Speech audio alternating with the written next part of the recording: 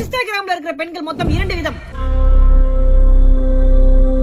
நமக்கு தெரிஞ்ச பொண்ணுங்க, நமக்கு தெரியாத பொண்ணுங்க. இதுல நமக்கு தெரிஞ்ச பொண்ணுங்களுக்கு நம்மள பத்தி நல்லா தெரியும், அதனால பேசவே மாட்டாங்க. பத்தாவது குறைக்கு அதுல பாதி பேர் பாய் ஃப்ரெண்ட் வச்சிருப்பாங்க. பாய் ஃப்ரெண்ட் இருக்கிற பிள்ளை கிட்ட பேசி நான் அந்த பையன் அடி வாங்குறதுக்கா?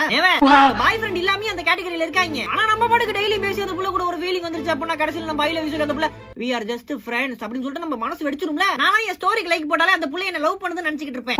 நீங்க ஒரு கல் மனசுக்காரரா இருந்தீங்க அப்படின்னா, இல்ல அந்த புள்ள எனக்கு டெய்லி மெசேஜ் பண்ணாலும் நான் அந்த புள்ளைய ஃப்ரெண்டா தான் பாப்பேன் அப்படின்னா அப்ப பேசுங்க, பிரச்சனை கிடையாது. டெய்லி நம்ம கூட டெக்ஸ்ட்ல பேசுறாங்க அப்படிங்கிறதுக்காக லவ் பண்றாங்கன்னு நினைச்சிட்டு இருந்தீங்க அப்படின்னா கந்தலாயிரும் கதை.